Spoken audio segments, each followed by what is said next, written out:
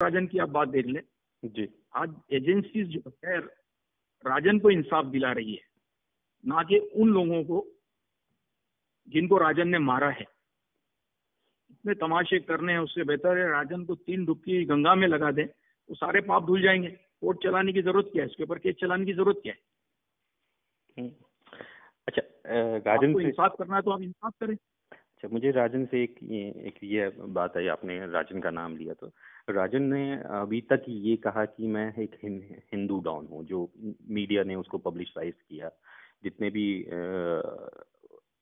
Interviews हुए या paper हुए या उसके जितने भी इंटरव्यूज हुए जर्नलिस्ट से, उसने हमेशा ये कहा कि मैं हिंदू डॉन हूँ, मैं हिंदुओं के रक्षा के लिए लड़ता हूँ और जो हिंदुस्तान के खिलाफ कुछ कहेगा मैं उसके खिलाफ खड़ा होऊंगा। और दूसरी तरफ वो अभी लेटेस्टली कुछ दिन पहले उसने कोर्ट में एक बयान दिया कि मुझे पासपोर्ट जो है इंडियन एजेंसी ने उपलब्ध कराया। दूसरी तरफ संतोष शेट्टी जो हैं, जो उसके साथ हुआ करते थे पहले, उन्होंने एक इंटरव्यू में विवेक अग्रवाल को ये कहा कि राजन की क्लास नहीं है, मतलब उसके पास इतना बढ़िया वो मतलब उसकी वो क्लास नहीं है कि वो जाके छोटा शकील या दाऊद के ऊपर हमला कर सके, ना उसके पास ऐसे लोग हैं, उनकी क्लास नहीं है। मतलब कि वो संतोष शेट्टी भी ये कहना चाहता था कि वो इतना बड़ा डॉन नहीं है जितना बड़ा वो दिखाता है। तो क्या बात ये सच है? देखिए, संतोष शेट्टी ने जो कहा वो सच कहा। उसकी पहली बात तो औकात ही नहीं है। उसने सिर्फ खाली कहानियां बनाई कि मैंने हमला किया जी इन पर अटैक किया, लेकिन उसकी कभी कोई कहानी हुई नहीं जी। और रही बात ये हिंदू डॉन है, हम मुसलमान डॉन है, यार ये गैंग वॉर है, इसमें हिंदू मुसलमान वाली बात कहाँ से आती है? पहली बात तो आप ये समझे। जी। मीडिया वालों ने उसको बना दिया ये हिंदू डॉन है, हमको मुसलमान डॉन है। या मेरे पास कई लड़के आज भी हिंदू लड़के काम करते हैं। अभी देखें, दिल्ली के अंदर मेरे 3 लड़के पकड़े गए वो स्वामी को मारने के चक्कर में। गाजियाबाद वाले।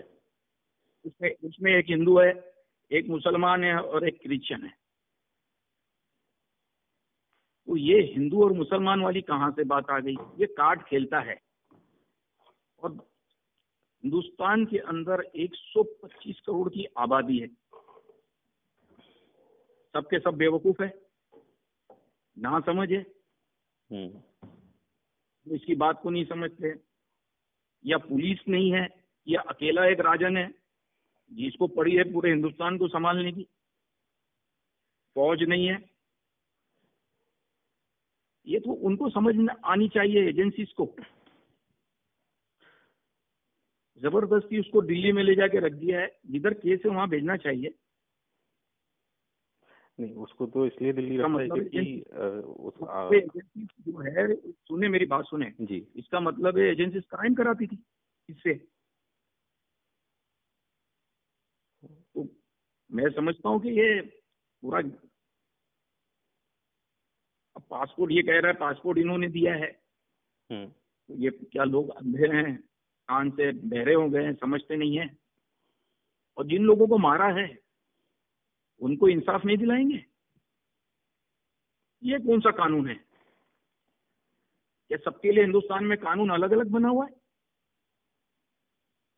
छोटे छोटे राजन के लिए अलग, डी कंपनी के लिए अलग, या नॉर्मल लोग हैं उनके लिए अलग? मैं समझता हूँ ऐसी बात तो होनी नहीं चाहिए। आपने बॉम्बे पुलिस के मुंह पे जूता मारा है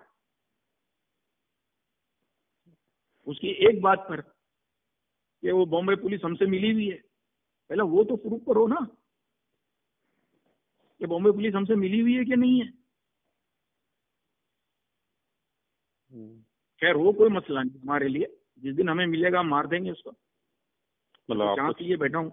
मतलब आप जब से वो 90 से आई थिंक 93 के बाद से वो दुबई से गया है, और बहुत सी खबरें आई कि वो कई करोड़ का सोना लेके आपका गया था, डी कंपनी का कई लाख दिरहम लेके वो भागा था। तो क्या ऐसा हुआ क्या था कि जो उसको इतना सारा कुछ लेके भागना पड़ा? ना ना ना ना ना, गलत बात है। ये वहां से निकला जी। और ये 94 एंड में निकला।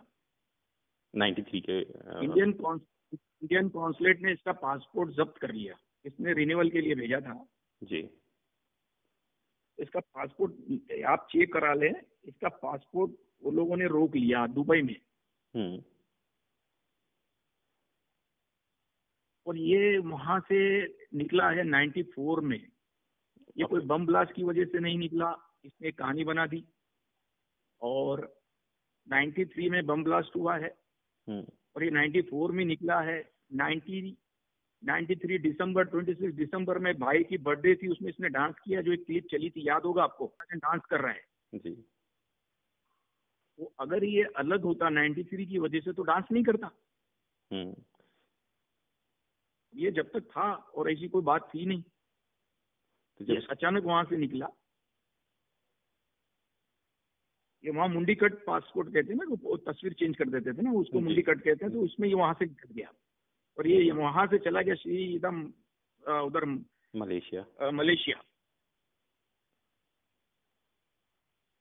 जी। वहां से फिर इसकी कहानी चलती रही, फिर इसने एजेंसी का नाम ले लेके काम करना शुरू कर दिया कि मैं समझता हूँ कि वो बेगुनाहों को मारा जो बेचारे तो 93 में थे नहीं, और वो अंदर रहते हैं, एजेंसी ने उनके काम करवा दिए, फिर उसका बदला हमने लिया, हमने भी फिर किसी को छोड़ा नहीं। फिर खामोशी आ गई, देखने लग गए कि भाई एक के बदले मैं 10 को मार रहा हूँ, तो चुप हो गए सब जी। तो अच्छा ये बताइए कि ये इनका काम था, एक्चुअली एजेंसी का काम था नहीं कि इस तरह से ये रबर के सांप को चलाते जी। और इनका इतना तो था कि उन लोगों ने 180 आदमी को अंदर किया हुआ था जी। कानून तो देखते ना कि भाई कानून इनको क्या सजा दे रही है जी। इतना तो इंतजार करना चाहिए था उनको। जी जी जी, जी। अच्छा बनी हुई है। ये बताइए कि इसकी छोटा राजन की हैसियत कैसी थी कंपनी में, मतलब काफी अच्छी पकड़ थी या ये, क्योंकि मैंने बहुत कुछ राजन के बारे में सुना और पढ़ा है कि ये कंपनी में बहुत मतलब जब इसने ज्वाइन किया था तो इसको इसकी कोई वजूद नहीं था उसमें, ये बहुत छोटा सा एक अदल्ली होता था वहां पे, ये बात सच है? बिल्कुल सच है, ये मैं समझूंगा 100 नहीं 1000% सच है ये जी। इसका वजूद ही नहीं था, बड़ा राजन था जी। इसका तो कहीं पता ही नहीं था कि ये कौन है छोटा राजन। बड़े राजन से कांटेक्ट थे, बहुत डिसेंट आदमी था वो, और मैं समझता हूँ कि सब में बड़ी बात यह है कि हमारी कंपनी में छोटा हो या बड़ा हो सबकी इज्जत है जी। हम किसी को भी डिग्रेड नहीं करते हैं। इसकी हरकतों ने जो इसकी अपनी औकात थी, कहना तो नहीं चाहिए लेकिन फिर भी मैं कह देता हूँ कि एक कौम को बुरा लगेगा मेरी इस बात का कि वो भंगी था, तो भंगी जैसी हरकत की उसने, समझे ना। तो ये जाति के हरिजन थे? हाँ हाँ, इसकी हिस्ट्री देख लेना आप यार, हरिजन है ये। और एक भी पुलिस वाला या एक भी ऑफिसर इससे खुश नहीं था क्योंकि ये हरिजन था, क्योंकि इस तरह का था ही नहीं ना कि लोग इससे बात करें। और फिर खून में इसके वो था गद्दारी करना, इसने गद्दारी की। बहुत अच्छा था, बहुत अच्छा रखा गया था, बंगला था, गाड़ियां थी, अच्छी स्कूल में बच्चे पढ़ते थे इसके जी। अच्छे से अच्छा पैसा इसको कंपनी से मिलता था। एक इज्जत तो बनी हुई थी, नो डाउट, इज्जत तो सबकी, आज भी सबसे बड़े आदमियों की इज्जत है हमारे इधर, और हम रिस्पेक्ट से बात करते हैं सबसे जी। हाँ, जब तक कोई हमारे से टेढ़ा नहीं होता या कोई हमारा रास्ता नहीं काटता है तब तक हम किसी को छेड़ते भी नहीं। अच्छा, ये कुछ पैसा लेके नहीं भागा था कंपनी का, क्योंकि बहुत से इंटरव्यूज में इसके बारे में कहा गया और लिखा गया। मैं आपकी बात काट रहा हूँ, पैसा लेके नहीं भागा। इसने मलेशिया से मुझे फोन किया था जी कि मुझे भाई से बात करनी है। जब भी ऐसी कोई बात नहीं थी, स्टार्ट का टाइम था, भाग के भी मैं समझता हूँ 3-4 दिन हुए थे जी। तो इसने मुझसे बात की थी कि यार मेरे खाने के वांदे हैं, बहुत प्रॉब्लम में हूं मैं। तो मैंने इससे कहा कि तेरे को यहाँ से निकल के जाने की जरूरत क्या थी। तो इसने कोई सही जवाब नहीं दिया, गोल मोल दिया। बोले मैं आ जाऊंगा, मैं तो ऐसा ही आया हूँ मलेशिया घूमने के लिए, इस तरह की गोल गोल जवाब दी। लेकिन हमें पता चल गया था कि ये निकल गया। ओके, तो उसके हेल्प के लिए तो आपने इसने वहाँ फिर पैसे भेजे? भाई से बात की, दाऊद भाई से बात की। तो दाऊद भाई ने इसको उस वक्त 1 मिलियन धर्म दिया था। उस टाइम पे 1 मिलियन दिरहम? हाँ, 94 में ही जब ये एंड एंड की बात है, ये 2-4 दिन हुए थे, भागकर मलेशिया से फोन किया था, मुझे अच्छी तरह याद है। जी मुझे भाई से बात करनी, मैंने भाई से बता दिया था कि इसका फोन आ रहा है और फोन आएगा भी, आप बात कर लेना। तो बड़ा रोना धोना किया, 1 घंटे तक ये रोता रहा भाई के पास। जी। भाई ने बोला तू आजा, तू औलाद की तरह है मेरी, मैंने तुझे औलाद की तरह रखा है, तो आता हूँ। बोले घूमने आया हूँ, लेकिन हमारे पास खबर थी कि भाग गया है। भाई ने इसको दे दिया 1 मिलियन। तो पैसों की तो कमी थी नहीं हमारे पास, जी ना आज है ना कभी होगी इंशाल्लाह। जी। और तो सेकेंड डे भाई ने मलेशिया में 1 मिलियन धर्म उसने किसी के पास दुबई में जमा करने के लिए कहा था, तो वहाँ जमा करा दिया था। वहां से इसको मलेशिया में मिल गया पेमेंट? वो तो हवाले चलते हैं ना दुनिया में। हाँ, वो तो हवाला तो है वो तो। अच्छा, दूसरा जब भाई ये तो वो पैसे वहाँ उसको पैसे मिले। ये मलेशिया से जब बैंकॉक पहुंचा था, और हाँ मुझे जहाँ तक याद है 2000 में, तो आपको टिप दी थी रवि वर्मा ने। मैं सही कह रहा हूँ या गलत? बिल्कुल बिल्कुल। और गुरु साटम। जी। नहीं नहीं, रवि शर्मा नहीं नहीं नहीं नहीं नहीं, आप गलत गलत कह रहे हैं। ये हमको दी थी रवि पुजारी ने और गुरु साटम ने। अच्छा, रवि पुजारी ने दी थी। हाँ, रवि पुजारी ने दी थी और गुरु साटम ने हमको दी थी। उसके इन्होंने पैसे लिए हमसे। अच्छा। हाँ, और वो काम आपके सामने ही ये सारी चीजें। हाँ, वो तो भाग सब। गया जम मार के, गोली लगी। उसके बाद वो सारी कहानी संतोष से भी सुना होगा, सारी पेपरों में भी आई, इलेक्ट्रो मीडिया में भी चलती रही सब। ये कहते हैं कि और मीडिया वाले कहते हैं कि संतोष ने बहुत हेल्प की थी उसकी। हाँ, संतोष ने उसकी काफी हेल्प की थी। वो कंपनी में मैं समझता हूँ पढ़ा लिखा संतोष ही था इनके पास। हम्म। पासपोर्ट बनाना, निकालना, इधर से उधर जो भी करना है। तो संतोष शेट्टी ऐसे, इनका ऐसा क्या हो गया कि संतोष ने भी इनका साथ छोड़ दिया? इनका कोई ड्रग्स की फैक्ट्री थी इंडोनेशिया में। इसकी छोटा राजन की? टैबलेट जो होता है ना, हाँ। जो नशे की गोलियां बनती है, जी। मेंटेक्स कहते हैं ना, मैंडेक्स कहते हैं जी। उसकी फैक्ट्री इन लोगों ने डाला था। जी। तो इसमें संतोष ने और छोटे राजन ने पैसे लगाए थे। ओके। उसमें कुछ हो गया नुकसान इनका, कोई काम ओके नहीं हुआ। उसके बाद ये फैक्ट्री बंद हो गई। तो तो संतोष की तो इंडोनेशिया में कोई होटल थी एक। हम्म। छोटे राजन ने पैसे मांग लिए उससे। हेलो, जी, सुन रहा हूँ। छोटे राजन ने संतोष से कुछ पेमेंट थी, वो मांगी। संतोष दे नहीं सका। छोटे राजन ने उसकी होटल ले ली, कब्जा कर लिया। अब क्या कर लिया। अब तो संतोष को आ गया सब कि यार ये मैंने इसके साथ इतना किया है और इसने मेरे साथ इस तरह की हरकत की है। और वहां से ये संतोष वहां से निकल गया उसके पास से, क्योंकि ये दोनों डुप्लीकेट डॉलर का भी धंधा करते थे। अच्छा, फेक करेंसी का? वहां से फेक करेंसी का करते थे। चाइना में इनके काफी लोग पकड़े गए हैं, उनको सजाएं हो गई है, लाइफ हो गई है। अच्छा, ये है जो मैं बता रहा हूँ। अब रही ड्रग्स की बात, तो ड्रग्स में संतोष को बॉम्बे के अंदर 5 साल की सजा भी हो चुकी है। जी, वो हो चुकी है। 2012 कुछ में हुआ था शायद वो केस। ये पहले ड्रग्स का करता था। जी। तो ये पहले से ड्रग्स का करता था। ये दुबई के अंदर इसकी ऑफिस थी। जी। नीचे छोटे राजन की ऑफिस थी, ऊपर संतोष की ऑफिस थी। जी। वहां से इनका मिलाप हुआ और छोटा राजन चला गया ड्रग्स के अंदर। तो अगर तो हमने इसको काफी मना भी किया कि भाई ये चक्करों में नहीं जाओ। तो ये मना करता था, भगवान की कसम खाता था कि मेरा कोई लेना देना नहीं है ड्रग्स में। हाँ, लेकिन ये उसमें इन था। और उसके बाद भी इसने काफी काम किया है, जिसके मैं समझता हूँ कि पेपरों में आपने पढ़ा होगा कि ड्रग्स के भी केसेस इसके ऊपर है।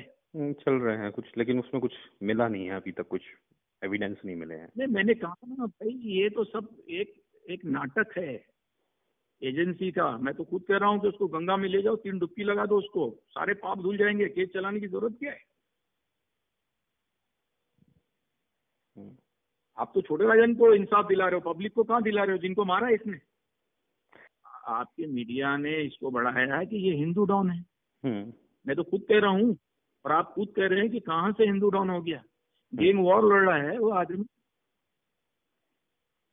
मुझे एक चीज ये बता रहे हैं कि देश के लिए क्या किया है। तो देशभक्त भी हो गया, हिंदू डॉन भी हो गया। जब पुलिस नहीं है गवर्नमेंट के पास, फौज नहीं है गवर्नमेंट के पास, जब पूरी हिंदुस्तान की हुकूमत छोटे राजन पे टिकी हुई है,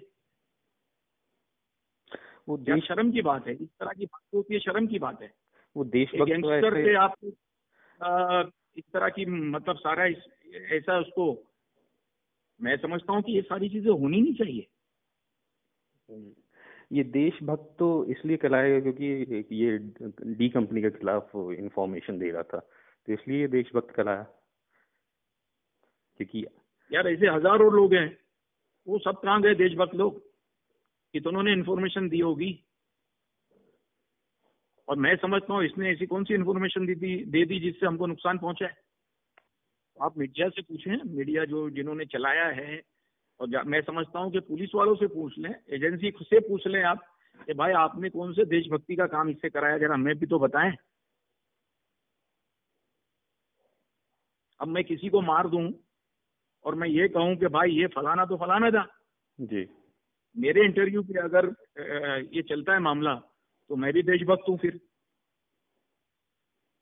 मैं भी कह दूंगा मैंने तो देश के लिए इसको मारा है। तो हमको देशद्रोही क्यों कहते हैं? फिर हमको भी देशभक्त कहो।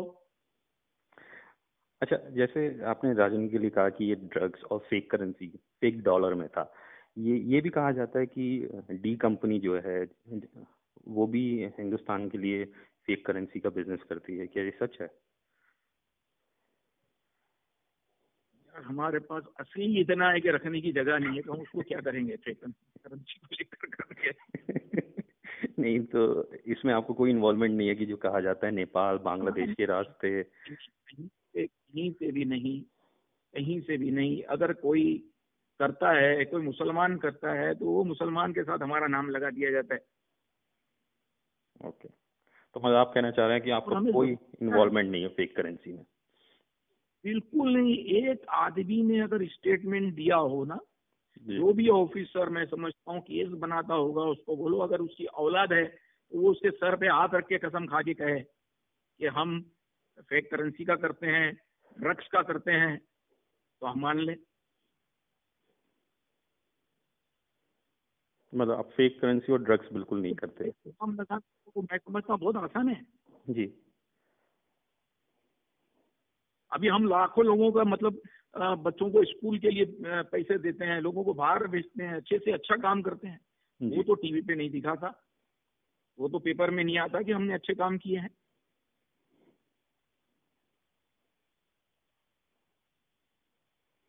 एक्सटॉर्शन में हमने कभी नहीं मारा किसी को।